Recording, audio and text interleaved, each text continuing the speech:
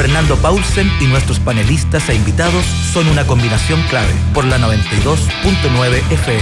La clave me escucha. Ya estamos ya en la última entrevista de esta mañana con Sebastián Cantuarias, el director ejecutivo de Fundación Dinero y Conciencia y vocero de la banca ética. Mira qué titulazo que sacaste, Sebastián. Director ejecutivo de Fundación Dinero y Conciencia y vocero de la banca ética. Hola, Fernando. Déjame estar aquí contigo. 1, 2, 3, 4, pero tienes como 12 palabras y como, no sé, 20 sílabas, 30 sílabas. Salvaje. Sí, yo prefiero que digan que trabajo en la banca ética, porque la verdad es que más allá de vocero y todos esos cargos, yo trabajo ahí y estoy con un grupo muy grande empujando que salga eso adelante. Así que no, sí sé que es broma. Y muy contento de estar aquí contigo. Sebastián, hemos conversado bastante y siempre que hemos conversado sobre la lógica de la banca ética, estábamos siempre en ascuas de cuáles eran los siguientes movimientos hasta poder consolidarse como un banco con todas las de la ley, pero se te vino encima primero el estallido social, se te vino después la pandemia, y de ahora quiero saber qué impacto tuvo eso en todo el movimiento de la creación de la banca ética. Mira, hay dos respuestas que te puedo dar a tu pregunta. La primera, la muy concreta, la muy operativa, respecto de doble impacto. Acordarle a la gente que lo que nosotros estamos haciendo para crear este banco fue primero crear una plataforma de inversiones que se llama Doble Impacto, que es donde estamos como creando capacidades de ser banco, ¿ya? Ahí hay un equipo de 40 personas trabajando desde hace 3 años y que estamos muy contentos porque los resultados del negocio de doble impacto, producto del estallido social y de la pandemia, se han ido sosteniendo. De hecho, abril va a ser el mejor mes desde que empezamos. Eso es un poco una señal muy importante. O sea, el negocio concreto que tenemos, que es doble impacto, ha ido muy bien. Hemos mantenido la mora, hemos mantenido la demanda de los clientes por crédito, hemos mantenido el compromiso de los inversionistas. Por lo tanto, estamos muy, muy, muy contentos en términos del negocio, ¿ya?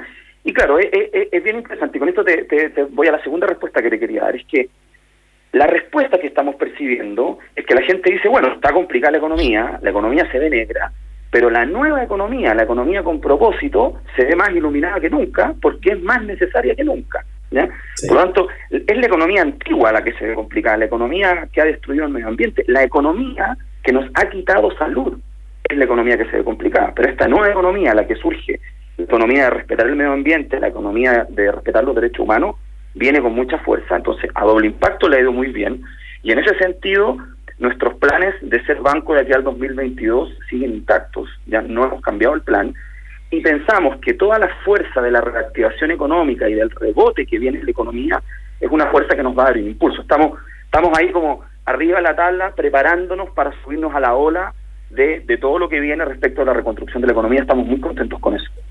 Muy optimistas, como tú puedes escuchar. Sí, no, muy bien. Estamos conversando con Sebastián Cantuarias, él es director ejecutivo de la Fundación Dinero y Conciencia, vocero de banca ética. Déjame decirte dos cosas que son interesantes de lo que tú planteaste, Sebastián. Una es que tú hiciste un contraste entre si es que acaso queremos o no queremos recuperar la economía que teníamos, o si es que lo que queremos es construir la economía que viene o que queremos a futuro. Esa me parece una pregunta absolutamente pertinente hoy día. De hecho, se cuelga, estaba viendo una editorial del New York Post, del New York Times, de hace 2 días, donde planteaba más o menos lo mismo. Planteaba si es que la normalidad a la que queremos volver se trata de la misma economía que teníamos o se trata de una economía que tenga características distintas que corrijan, mejoren la forma en que nos desarrollábamos y nos relacionábamos, y que en gran medida pueda servir la pandemia incluso para facilitar esas condiciones. Algo así es lo que tú estás diciendo, ¿no? Claro, yo me pregunto, ¿tiene sentido, es razonable que volvamos a la economía que había antes de la pandemia o antes del estallido social? Mira, si uno mira la literatura mundial, los tratados internacionales, todo lo que hay en el mundo, el conocimiento del mundo respecto al tema de reconstrucción, el concepto básico dice, si usted va a reconstruir, reconstruya mejor. Entonces, cuando hay catástrofes naturales, incendios, terremotos, lo que plantea la literatura es construir mejor. Y acá tenemos un terremoto de la economía, un terremoto humanitario, que es un terremoto que no tiene ruptura de la infraestructura, donde no se pierde la capacidad productiva. Salimos a la calle y las carreteras siguen estando. Entonces, tenemos un terremoto donde no se rompe la infraestructura productiva. Con mayor razón, tenemos que reconstruir mejor. Y es como, hay una especie como de deber ser de la sociedad hoy día, de decir, ante esta catástrofe tenemos que reconstruir mejor. No es posible seguir pensando. Y ahí hay un punto muy interesante que se ha debatido mucho, lo dijo el presidente ayer en su discurso, muchos columnistas lo hablaron, esta idea como de si estamos, es como la contradicción entre vida versus economía. Y la pregunta es, ¿podemos preservar la vida si mantenemos la misma economía que teníamos? No es posible. Entonces, ¿necesitamos reactivar la economía? Sí, pero necesitamos reactivar una economía que cuide la vida, que traiga salud a la comunidad y que en el fondo pensemos en un mundo, en un país y en un mundo distinto. Eso es clave. Hoy ya no es posible volver atrás, no es posible seguir como estaba. O sea, tenemos que repensar cómo salimos a la calle en las zonas de sacrificio. Es una tremenda pregunta, en las zonas de sacrificio, ¿ya? ¿Qué hacemos cuando salimos a la calle? ¿Vamos a volver al mall a seguir consumiendo chatarra, a seguir consumismo? ¿O empezamos a consumir cultura, empezamos a consumir alimentos naturales, empezamos a consumir una vida al aire libre? ¿Qué volvemos a consumir ahora que se discute sobre la apertura del comercio? ¿Qué es lo que vamos a volver a consumir? Para mí hay una pregunta clave que tenemos que hacernos hoy día. Bueno, si tú te has dado cuenta, Sebastián Cantuaria, todos los planes de ayuda para tratar de solventar o paliar un poco los costos que va a tener esta pandemia se basan básicamente en la estructura y la institucionalidad financiera que existía. Pasaron dos cosas muy interesantes que en esta situación. Una, como tú tienes que llegar a las personas directamente sobre la base de canales formales, porque el Estado funciona sobre la base de la formalidad, te encontraste con que un porcentaje altísimo de las personas no tienen canales formales para relacionarse con el Estado, sino que su economía, sus ingresos provienen de canales informales. Y se te demora una barbaridad en montar los vínculos para poder llegar a ellos. Y por lo tanto tú tienes ahí un problema de empatía básica, de conocimiento del otro. Te servía que un 20% o 25% de la economía hubiese estado informal y que no pagara impuestos y que trabajaran sin contrato. Te servía porque funcionaba, pero cuando tú necesitas aplicar medidas particulares para ayudar a las personas o para sostenerlas en una situación de este tipo, te das cuenta que necesitas canales formales para llegar a ellos y no los tienes. ¿Cómo se ve ese contacto de las personas concretas con las vías de financiamiento que no sé si contemplan hoy día la banca ética, en todo caso? Yo creo que hay un punto central. Mira, déjame, el tema que tú acabas de plantear es un tema maravilloso, porque lo que está ocurriendo en el país, la crisis, no solamente es una crisis económica, sino que también hay una crisis como de Estado y de gobierno, ¿ya? Y a mí me encantaría darle doble clic al tema del Estado que tú planteaste. Me quiero una vuelta, volvamos a la economía, digamos, pero el Estado también es parte de la economía. Y en el fondo, claro, está esta informalidad o esta como diferencia o esta distancia con el Estado. Entonces, cuando uno habla del Estado desde el punto de vista de la moneda, de la presidencia y del excesivo centralismo que tenemos en este país. Pero cuando yo le doy doble clic al Estado y voy al Estado a nivel local, la verdad es que la cercanía de la economía informal con el municipio y con esa primera expresión de la democracia que son los municipios, ese vínculo es total. Entonces, aquí hay un primer punto que hay que observarlo, que parte también de lo que está en crisis es el centralismo. Fíjate, no solo ahora, esto ocurrió en el terremoto del 2010 y ha ocurrido toda esta década de cómo los municipios van tomando protagonismo en las decisiones del país, cómo los municipios van siendo actores relevantes. Yo me pregunto, si las medidas económicas del gobierno deben ir solamente a través de los bancos, con este instrumento, el FOGAPE, que ha salido harto a la calle estos días, o también pueden ir a través de los municipios vía oficinas de intermediación laboral, vía oficinas de fomento productivo. Entonces, ahí hay un vínculo del Estado, pero de un Estado distinto. Entonces, esta crisis económica también te lleva a la pregunta de cuál es el mejor Estado para la reactivación de la economía para lo que viene. A mi juicio, fortalecer lo territorial, fortalecer la economía local, los circuitos económicos locales es algo que hoy día los municipios están preparados, lo han mostrado los municipios. Y no solamente los alcaldes que aparecen en televisión, alcaldes de Arica, de Putre, hasta Puerto Williams, los alcaldes son actores preparados para poder salir a afrontar este desafío económico. Ahí hay una cosa que el nivel central no está mirando, que tiene que ver con esta nueva forma de pensar el Estado, pero desde lo territorial, y hay una fuerza para ese 20% informal. Bueno, digo, hay mucha capacidad que hoy día está subexplotada para poder hacer frente a la economía, al desafío económico. Entonces, hay una vuelta interesante respecto del Estado y cómo entendemos el Estado en su actuar en la economía. Y sí, ahí hay un problema también de para ponerle nombre y apellido al asunto, hay un problema de poder. Hay un problema ahí de si tú le traspasas a los territorios esa situación, bueno, tú distribuyes poder. Y no distribuyes poder a tu coalición, distribuyes poder a los alcaldes, que son de todas las coaliciones y todas las sensibilidades políticas. Y eso ha sido un gallito que se ha visto, que los alcaldes piden más protagonismo, piden más recursos, piden más presencia y que les dejen participar más en la toma de decisiones. Pero todavía es una relación, si tú quieres, de, bueno, hoy sí, mañana no.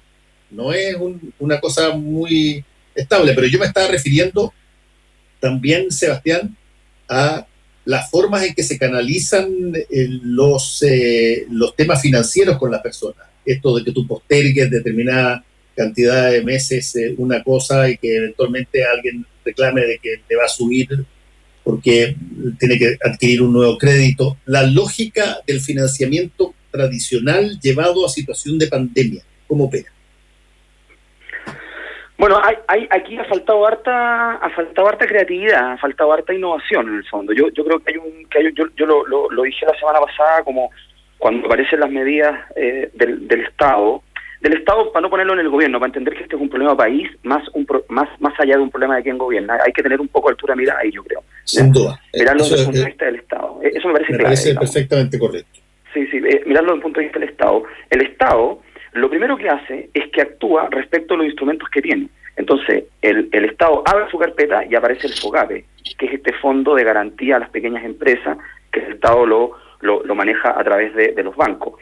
Ocurre lo mismo en los terremotos. El Estado abre la carpeta del Ministerio de Vivienda y aparece el programa de protección del patrimonio familiar, que es con el cual inyecta recursos para que las familias arreglen los techos. Es un poco la misma lógica. Entonces, el Estado tiene que reconocer su incapacidad de innovación, ¿ya?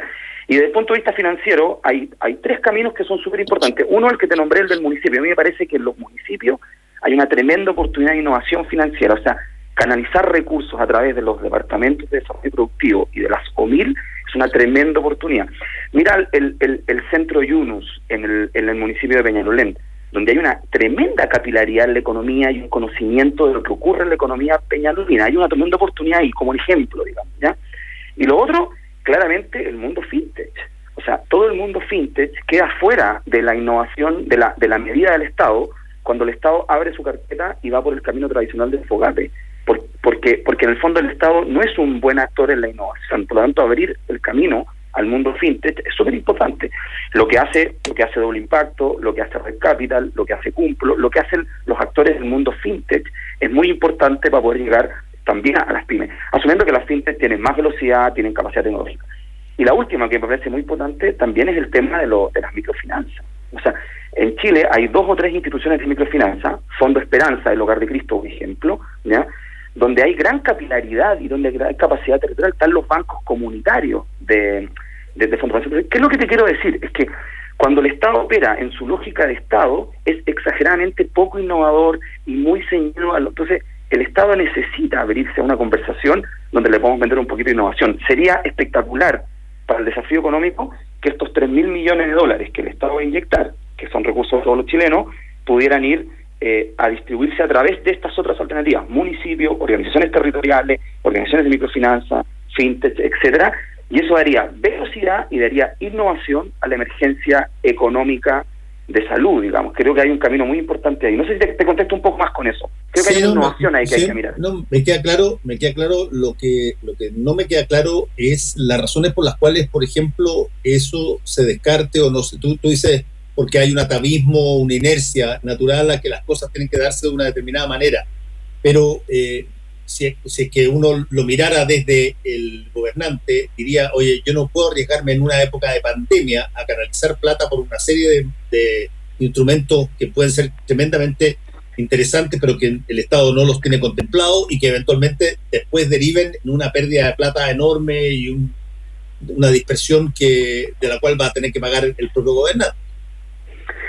No, claro, pero yo daría vuelta a la pregunta. Yo diría, ¿puedo arriesgarme a hacer esto solamente a través del sistema tradicional, que es un sistema que además me ha mostrado históricamente que tiene un comportamiento más bien pensando en su propia rentabilidad y un comportamiento más bien pensando en su propio beneficio? Entonces, la pregunta yo la daría vuelta, diría, ¿puedo canalizar todo el esfuerzo en un sector económico como la banca, que en general no ha incorporado criterios éticos de inversión en su actuar? Entonces hay un desafío también ahí. Y ahí digo, no lo digo solo por criticar a la industria financiera. Yo creo que la industria financiera tiene una capacidad gigante de innovar. O sea, no podemos financiar a las pymes solo por financiarlas porque tienen problemas de caja. Financiémosles el problema de caja. Pero también habría una tremenda oportunidad que desde el sistema financiero y desde los bancos empecemos a financiar la transformación. Que cuando las empresas recompongan sus relaciones laborales, recompongan mejor las relaciones laborales, equidad de género, mejor sindicalización, el 10 por esto del rango de 10 sueldos máximos. O sea, financiemos a través de la banca. Pero hoy día hay una oportunidad tremenda en que la banca pueda incorporar criterios éticos de inversión y mejoras de sustentabilidad en el negocio. O sea, la sustentabilidad de la banca no puede seguir siendo solamente que la cartola se deja de imprimir y se manda por mail para ahorrar papel. La sustentabilidad en la banca hoy día se juega en la capacidad de financiar rápido, pero de financiar con criterios éticos de inversión. O sea, inyectémosle recursos a las industrias, pero las industrias que contaminaban, que tuvieron que parar, que vuelvan a aprender, pero que vuelvan a aprender con variables de sustentabilidad. Empecemos a instalar filtros, empecemos a mejorar procesos. Entonces, hoy hay una tremenda oportunidad de hacer eso. El país no puede quedarse solamente en el tema del empleo y en el tema de la crisis económica. Hay que ir un poco más allá. Y tiene que ver con el tema de salud, ¿eh? O sea, la gente tiene que entender eso. Hoy día, nuestra salud está menos preparada para el coronavirus porque nos alimentamos mal, porque tenemos zonas de sacrificio, porque descansamos poco, porque tenemos trabajos poco adecuados. Entonces, hoy día la economía tiene una oportunidad de cambiar para ser un actor que promueve la salud. Y hay que entrar en esa conversación. ¿Me explico, Fernando? Sí. No, mira, me queda claro. Tengo la duda de dos cosas que tienen que ver con la reactivación. Una, que es a través de la obligatoriedad del mecanismo formal, porque eso no va a cambiar de cuajo. No van a salir los bancos de la ecuación, van a estar. Pero otra cosa es cuando tú notas que lo que te habían dicho que no tenía interés, de pronto encuentras que hay interés a la hora de suscribirte al programa de dilación de pago. Te encuentras con que hay otro crédito envuelto y que de alguna manera hay una utilización de la situación anormal para generarte la posibilidad de pagar un interés más. El cero interés de la publicidad no necesariamente es interés cero a la hora de que tú negocias con tu ejecutivo de cuenta. Y ahí hay un problema de algo que hemos conversado antes, Sebastián, que tiene que ver con la transparencia, que tiene que ver con qué tanto la institución se estructura sobre la base de no mentir, o sobre la base de decir la verdad y de conocer lo que se está haciendo.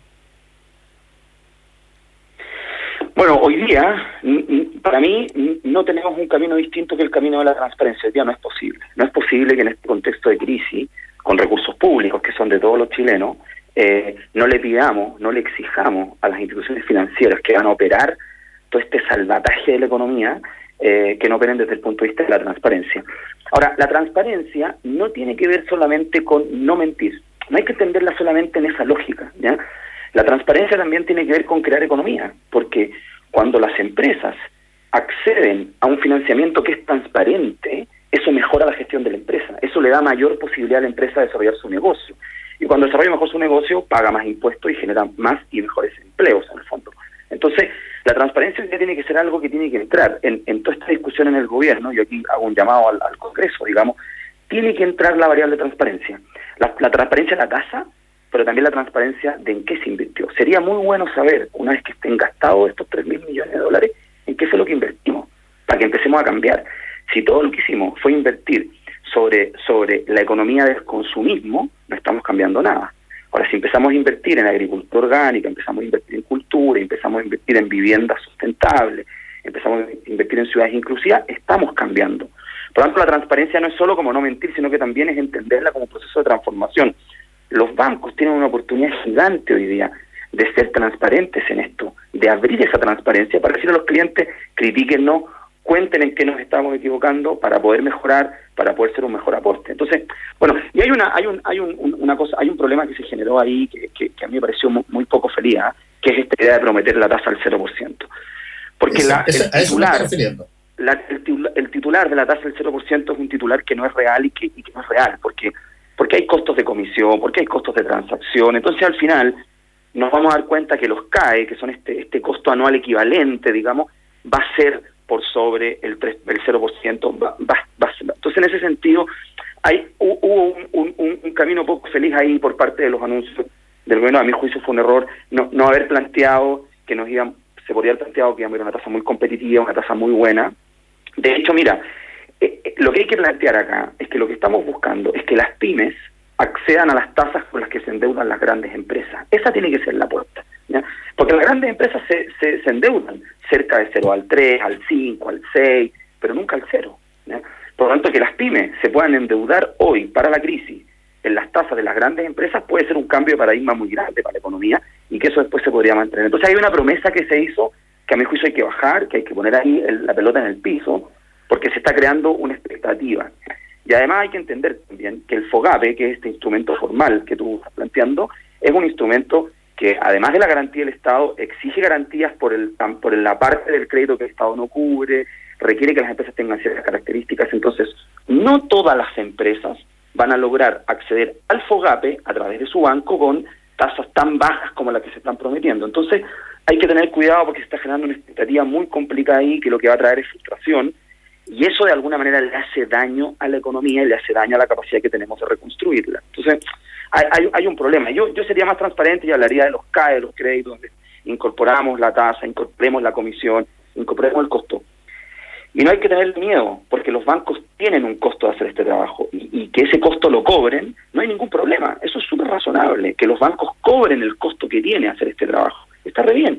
Y si incluso hay cierta rentabilidad, también está bien en el fondo. El problema no es la rentabilidad. El problema está en cuando maximizo la rentabilidad y por lo tanto voy a la máxima tasa posible sin entender el contexto país en el que estamos. Entonces yo pienso que la transparencia no hay que entenderla solo como no mentir, sino hay que entenderla como una oportunidad de transformación del sistema financiero de cara a los desafíos que tiene el país. ¿Cuál es la tasa a la que se endeudan las grandes empresas hoy? Entre el 3, el 5, el 6 y el 7 en general, menos de ¿Estamos hablando anual? No, eso es anual, Carlos, anual. Estamos pensando en... las empresas logran endeudarse a menos del 1% mensual, ¿ya? Muchas grandes empresas. Entonces, mira, y este es un tema súper interesante. Dame un minuto, Fernando, con esto, porque ¿qué es lo que ocurre, para que la gente entienda en su casa? ¿Qué es lo que ocurre en la normalidad? Es que las empresas grandes, las que tienen espaldas, se financian a un costo de crédito muy bajo, ¿ya? Y las empresas pequeñas, las que tienen menos espaldas, las empresas que están saliendo adelante, las empresas que están como las pymes en el fondo, se endeudan al 25, al 30, o sea, se endeudan carísimo. Entonces es extraño que la economía permita que al mejor le demos el mejor crédito y al que tiene más problemas le demos el peor crédito. Esto es como cuando a los niños del barrio alto les damos la mejor educación y a los niños de los barrios excluidos les damos la peor educación. es el mismo fenómeno.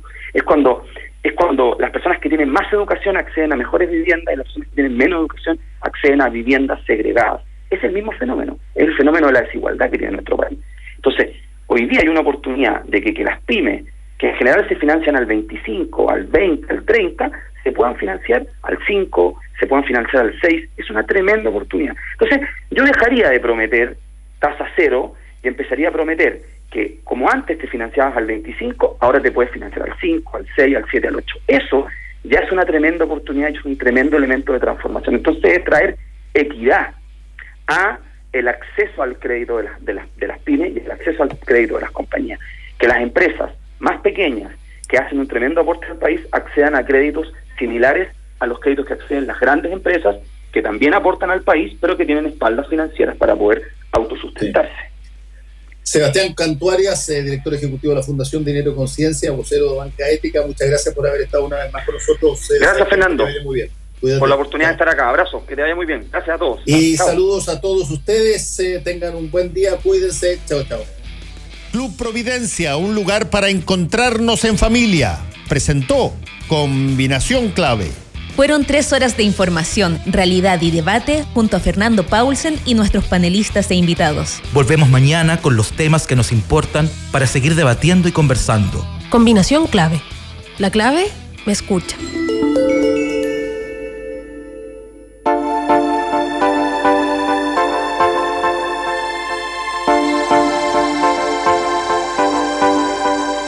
Hola, soy Mirko Macari, periodista, y quiero recomendarles encarecidamente que lean, aunque no sea por completo, pero ojeen, miren